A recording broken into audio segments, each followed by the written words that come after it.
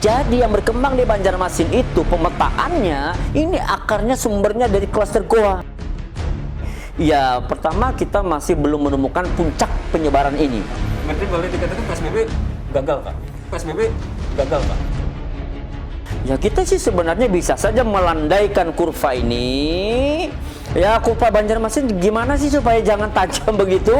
Gampang, udah berhenti aja puskesmas bekerja. Surveillance jangan lagi turun ke lapangan. Selesai berarti. Selesai.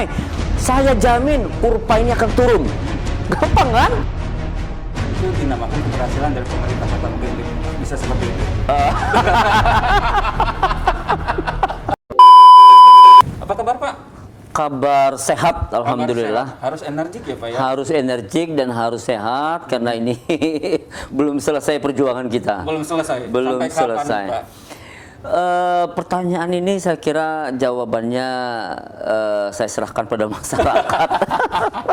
Saya nggak bisa menjawabnya. Iya. Ketidakpastiannya ini ya, Pak, yang menjadi jawaban. Iya, karena itu ada pada masyarakat sebenarnya jawabannya. Bagaimana caranya kita ingin melandaikan sebuah kurva sama dengan sampai kapan kita ingin mengakhiri sebuah pandemi ini, itu ada pada masyarakat sebenarnya. Sebenarnya, Pak. Kenapa, Pak, maskernya nggak dipakai, Pak? Oh iya, jadi begini.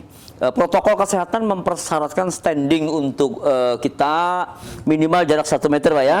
Oh, lebih ya, berarti ya? Ya, jadi Lebih. ya saya boleh buka masker karena Bapak sedang bermasker. Oh, gitu. Jadi saya merasa aman saja dengan Bapak. Oke. Karena jarak kita lebih dari 1 meter. Oh, gitu. Kalau misalkan saya dibuka, Saya harus nutup, Pak. oh gitu. Iya. Berarti harus ada yang mengamankan, Pak. Iya, Salah satu harus ya, ada. Pak, ya? Karena masker Bapak kan melindungi Bapak dan melindungi saya. Oh. Nah, jadi kalau dua-duanya bermasker itu lebih bagus. Betul. Itu lebih bagus. Jadi saya insya Allah safety. Tapi karena saya juga tidak boleh paranoid. Kalau saya bermasker ya kelamaan juga nggak nyaman. Dan saya paham betul bagaimana masyarakat kita merasakan masker itu sesuatu yang merasa nggak enak begitu. Jadi juga harus dipahami bahwa ya lawan bicara bermasker saya merasa aman. Oh, iya.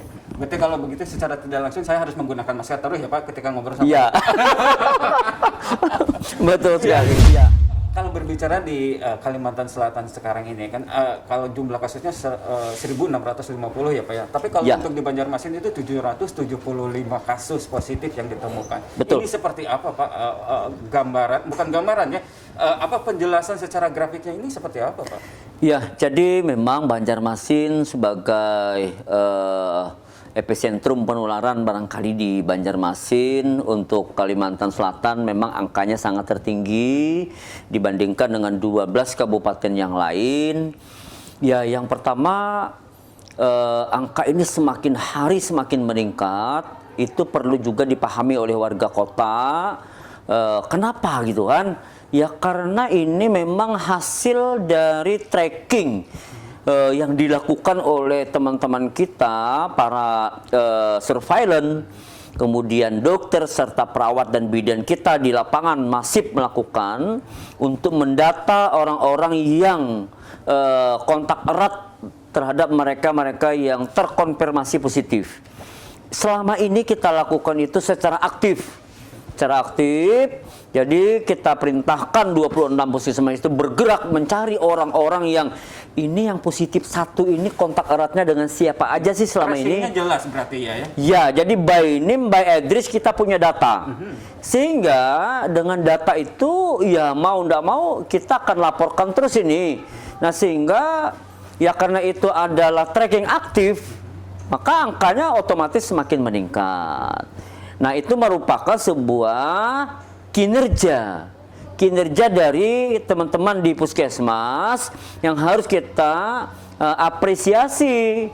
Kenapa? Oh, ini adalah sebuah keberhasilan. Nah lalu apa manfaatnya? Ya tentu dengan menemukan orang-orang yang terkonfirmasi positif ini sedini mungkin, maka kita semakin cepat dalam melakukan penanganan, melakukan mengkarantina mereka untuk tidak menularkan kepada orang-orang yang lain. Nah, melindungi mereka sebenarnya, melindungi mereka agar mereka ini tidak jatuh sakit karena selama ini barangkali menganggap aku kan tidak punya gejala. Nah, sehingga Berarti itu ada pemetaan yang jelas ketika jumlah ditemukan tinggi, kemudian pemetaan yang jelas dari pemerintah kota. Seperti itu. yes, ada pemetaan yang jelas. Kelompok OTG itu ada di sini, ODP itu ada di sini. Nah, kita punya petanya, punya pemetaan wilayah. Di sini yang paling banyak, di sini yang baru muncul. Nah, sehingga dari itu Penanganannya seperti memudahkan. itu gimana, Pak? Kenapa? Jadi bukan hanya sebatas pemetaan saja kan, ketika misalkan melihat jumlah. Kemudian apa bahasanya dari peningkatan jumlah ini, Pak? Ya, bahasanya dari peningkatan jumlah ini merupakan sebuah prestasi. Betul. Sebuah prestasi dari kinerja teman-teman di lapangan. Di satu sisi ya boleh saja orang memandangnya ini merupakan sebuah ketidakberhasilan. Betul. Ya, saya kira dari sudut pandang mana melihatnya. Boleh-boleh saja orang beropini seperti itu. Itu justru malah berbanding terbalik, Pak, ketika misalkan pemerintah kota mengklaim bahwa itu adalah keberhasilan. Tapi di sisi lain yang Bapak tadi katakan bahwa ini tidak berhasil dong si pemerintah kota dalam penanganan kasus ini.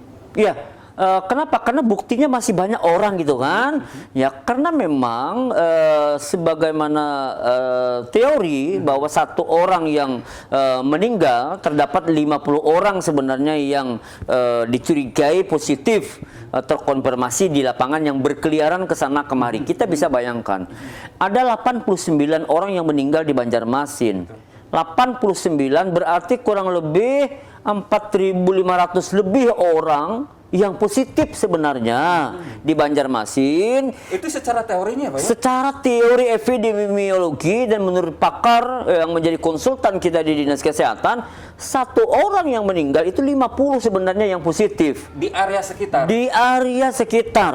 Karena Banjarmasin sudah 89 yang meninggal, berarti 80 berarti kan 4.000. Betul. 9 berarti kurang lebih 450, jadi 4.450 orang berdasarkan teori epidemiologi yang positif.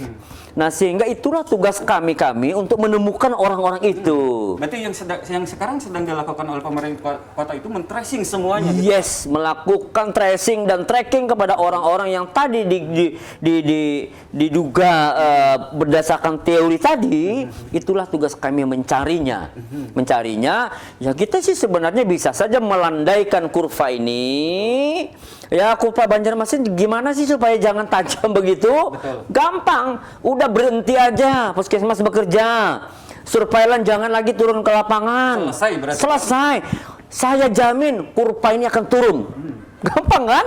Loh, sekarang nurani kita dikemanakan? Justru ketika misalkan itu tidak dilakukan hal seperti itu, justru akan malah semakin kecemasan mungkin. Ya seperti itulah yang ada pada benak kami. Kalau ini kita tidak menemukan orang-orang yang positif ini, diam saja petugas itu di rumah atau diam saja dia di kantor di puskesmas tanpa melakukan tracking, saya jamin landai. Itu dinamakan keberhasilan dari pemerintah kota, mungkin bisa seperti itu.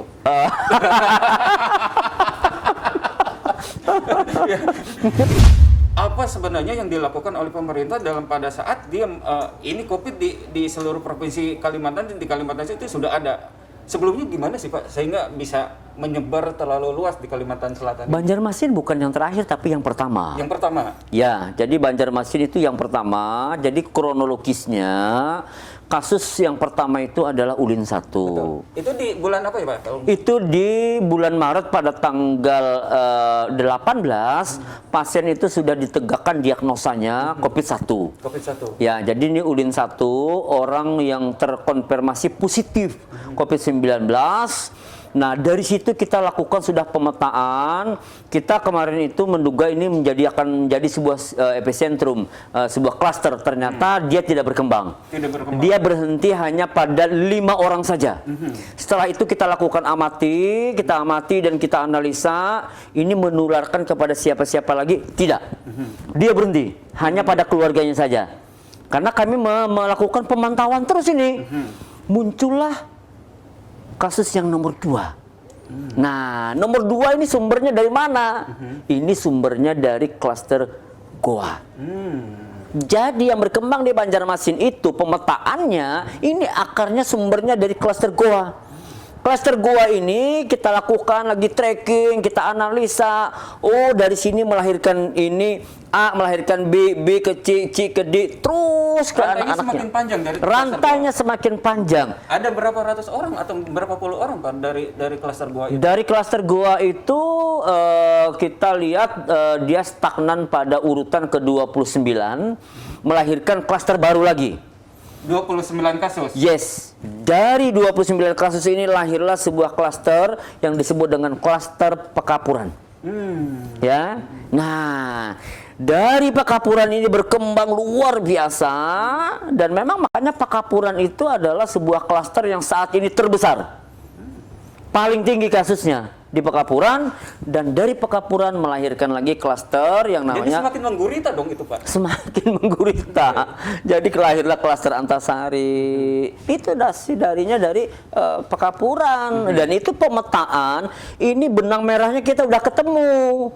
Udah ketemu ini sumbernya dari sini akhirnya menjadi ini. Nah, sampai dengan kondisi sekarang di mana Banjarmasin sebagai transmisi lokal, ya kita sudah tidak lagi menyebut sebagai sebuah klaster-klaster baru, sudah tidak ada, tapi sudah menjadi ya ini dari kita sendiri, penularan di lingkungan kita sendiri.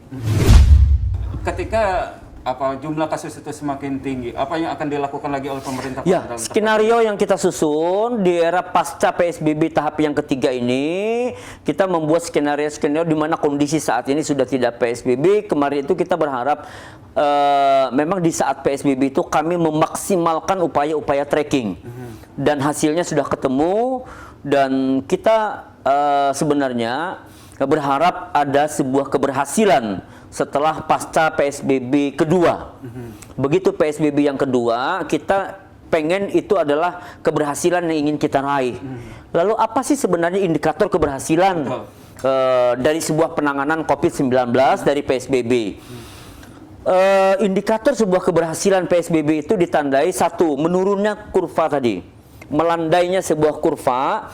Kalau Banjarmasin sudah 3 kali PSBB, seyogianya kurva itu landai, Pak. Betul.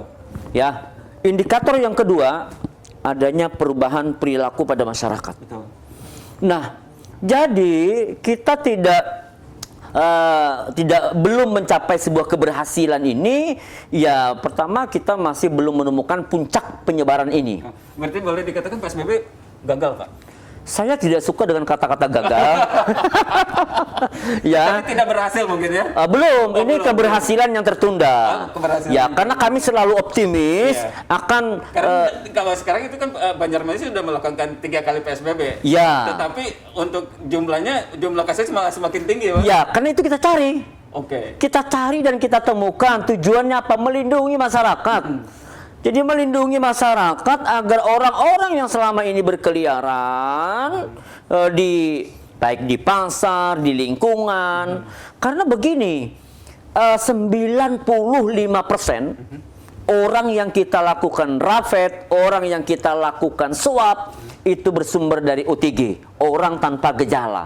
Sama sekali mereka tidak ada gejala apa-apa. Nah, itu fakta. Jadi, loh, ini ternyata orang yang positif swab, Pak, nggak ada gejala, Pak. Nggak ada gejala. Nah, ini mungkin nanti yang disebut dengan herd immunity itu, di mana virus corona itu dianggap seperti kayak flu influenza biasa.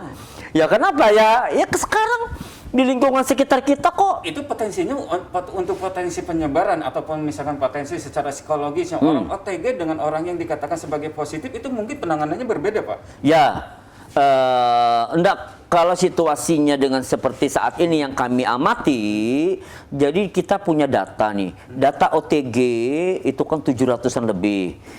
Nah, kita lihat, kita ini mengamati, kita ini memantau. OTG ini bagaimana sih keadaannya? Betul. Pak, mereka ini hampir-hampir nggak ada gejala. Nah, kita bayangkan seperti orang kayak flu pilek biasa. Nah, tinggal sekarang ini dampaknya, perbedaannya, kalau virus corona ini baru, sehingga tubuh kita masih menyesuaikan. Kalau influenza sudah kita bisa tebak, artinya dampak dari influenza ya paling-paling orang teler selama 5 hari, masa inkubasinya lebih pendek, 7 hari udah pulih.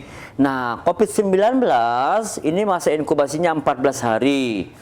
Kalau orang selama 14 hari dibuktikan dengan hasil swab hasilnya negatif, sesudah dia melampaui batas 14 hari itu, bersyukurlah dia. Oke. Kalau untuk perilaku terhadap OTG itu sendiri harusnya seperti apa nih Pak? Apakah kan kalau misalkan udah dikatakan sebagai positif itu udah pasti dikarantina ataupun dirawat apa ya? Seperti itu. Nah kalau misalkan OTG itu apakah dia harus dirawat atau di bagaimana? Nah jadi OTG ini kan belum tentu positif. Ini kita bicara konteks OTG yang sudah dilakukan rapid Pak ya. Betul, betul. Nah OTG tadi indikator orang disebut OTG itu adalah orang yang kontak erat dengan yang positif lebih dulu.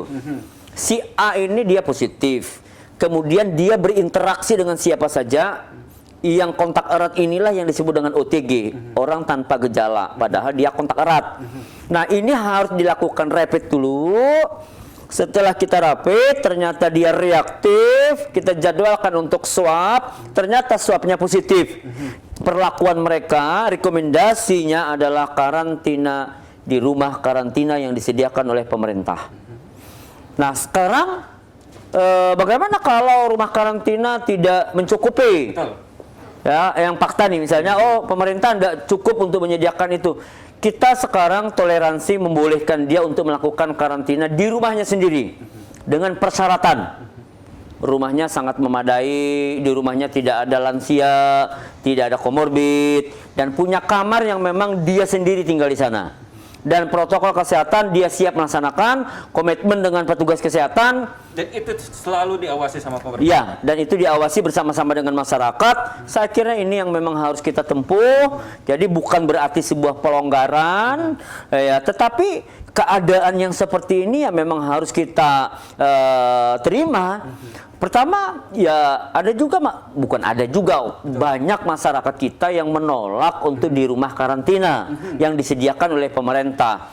Nah, kita sadar betul bahwa ketika orang di karantina justru menjadikan mereka stres, ya imunitas mereka kan menjadi turun. Betul, betul. Justru nanti di rumah karantina bisa menjadi sakit. Betul. Ya kita yang paham ya oke lah.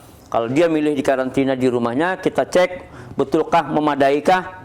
Oke, kalau enggak ya mau enggak mau ya kita harus pikirkan, dan itu tugas pemerintah. Oke.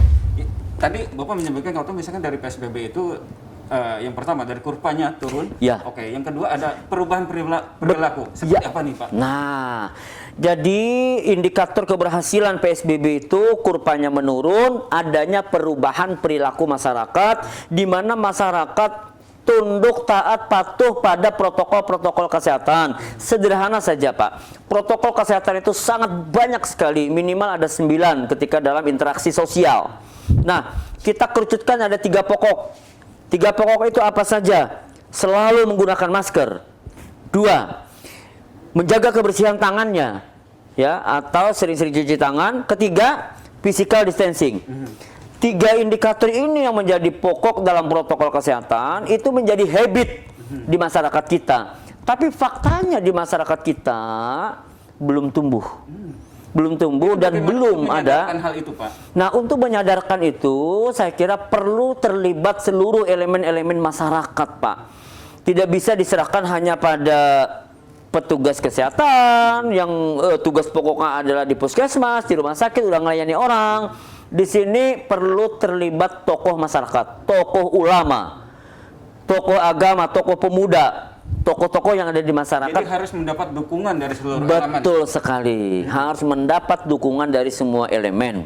Nah, ini yang agar perilaku masyarakat tadi bisa berubah, ya perlu juga adanya upaya-upaya paksa, sehingga kebijakan pemerintah Kota Banjarmasin mendelegasikan kewenangan untuk melaksanakan disiplin protokol kesehatan ini kepada Pak Dandim. Nah, itu adalah kebijakan yang dipilih agar memaksa masyarakat untuk mengikuti protokol kesehatan. Itu cukup bagus berarti untuk menekan ya Pak ya, untuk menekan tidak terjadinya atau tidak terlalu meluas ya, mungkin seperti itu. Tapi kalau misalkan dilihat dari seluruh kelurahan di Kota Banjarmasin itu udah zona merah bisa. Memang tidak cukup dengan menyerahkan itu saja kepada Pak Dandim. ini juga harus diikuti oleh masyarakat itu sendiri di level-level paling depan, di level-level paling pinggir untuk membangun kampung-kampung tangguh. Salah satunya yang kita programkan juga kampung-kampung bebas COVID. Ya, di level-level tingkat RT, Pak. RT-nya membuat sebuah protokol kesehatan sendiri. Dia tidak bisa menerima orang masuk ke lingkungan RT-nya. Jalan ya, Pak? Sebagian besar masyarakat di Banjarmasin saya lihat sudah jalan. Nah, kalau itu seluruh warga masyarakat, seluruh RT di Banjarmasin jalan, kita bisa pastikan kurva ini akan turun, Pak. Kalau semua RT sudah menjadikan RT-RT itu sebagai kampung bebas COVID, kampung tangguh di lingkungannya, semua RT di Banjarmasin, dan menjamin semua warganya taat untuk bermasker, saya jamin, Pak. Saya jamin pasti turun kurvanya itu. Pasti, Ini ya? pasti turun. Kenapa? Perilaku penyakit itu memang begitu. Ada host, ada environment, ya, lingkungan, ada perilaku masyarakat itu sendiri yang mempengaruhi sebuah capaian keberhasilan. Sebuah capaian keberhasilan kesehatan ya dipengaruhi oleh host itu sendiri, orangnya itu sendiri, kemudian lingkungan, environment, dan perilaku. Kalau perilaku masyarakat, contoh, orang sakit sederhana aja. Pak, Bapak nggak boleh ya makan ini, kata dokter. Tapi apa yang dipantangkan oleh dokter, oleh si pasien itu ditabrak, dilanggar. Bapak nggak boleh makan ketan, Bapak nggak boleh minum ini. Tapi si pasiennya melanggar gitu kan, mana mungkin dia bisa sembuh. Sama dengan pandemi. Pandemi itu akan bisa kita kendalikan apabila ada peran masyarakat untuk taat pada protokol kesehatan. Gak jauh-jauh, Pak, kita belajar dari Thailand saja. Satu orang pun di Thailand tidak ada yang meninggal. Kenapa? Ada 4 syarat yang harus dipenuhi, Pak. Apa itu, Pak? Kenapa Thailand itu tidak ada yang meninggal? Yang pertama, saya mencermati, Pak. Saya belajar di negara-negara ini kan. Satu, di negara Thailand itu pemerintahnya tegas dengan regulasi yang mereka buat. Di kita? Ya, di kita barangkali perlu disempurnakan. Perlu disempurnakan. Ya, perlu diperbaiki lagi ketegasan-ketegasan terhadap pelaksanaan protokol kesehatan ini. Yang kedua, di Thailand itu selain pemerintahnya tegas, dia menjatuhkan sanksi yang tegas juga bagi yang melanggar. Di kita juga? Ya, di kita masih perlu diperbaiki. Perlu diperbaiki. Oh. Ya. Nah, yang keempat, di sana orang betul-betul stay at home. Tinggal di rumah ketika PSBB itu dilaksanakan. Ketika mereka itu lockdown, dia betul-betul tinggal di rumah. Sementara di tempat kita masih saja ada yang berkeliaran ke sana kemari. Virus corona itu sebenarnya nggak kemana-mana. Kitanya yang kemana-mana gitu kan. Akhirnya ketemu dengan virusnya. Apa sih alasan mereka untuk Ini yang keempat, Pak, sementara. Thailand. Ya, setiap hari edukasi itu dilakukan. KIE. Seluruh orang terlibat terhadap KIE. Mengedukasi masyarakatnya. Di lampu-lampu merah itu ada yang namanya KIE. Komunikasi, informasi, dan edukasi. 4 ini, Pak, yang saya pahami di Thailand. Sehingga tidak ada orang yang meninggal. Nah, sehingga belajar dari situ ya kita memang kalau mau peran serta masyarakat di era pandemi ini sangat penting. Masyarakatlah sebenarnya yang garda terdepan untuk memutus rantai penyebaran.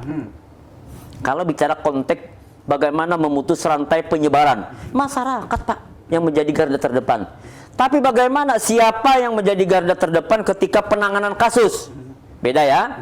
Kalau kasus kita bicara kasus orang yang sudah sakit, opname di rumah sakit, ya yang pertama itu petugas kesehatan berhadapan, ya kan? Ya dalam memutus rantai itu ada di masyarakat. Jangan sampai tersebar gitu kan? Ya. Pak Mahli, terima kasih atas ngobrol-ngobrol kita pagi ini. Sama-sama, saya dengan senang hati ya melalui Kompas TV kita bisa mengedukasi masyarakat.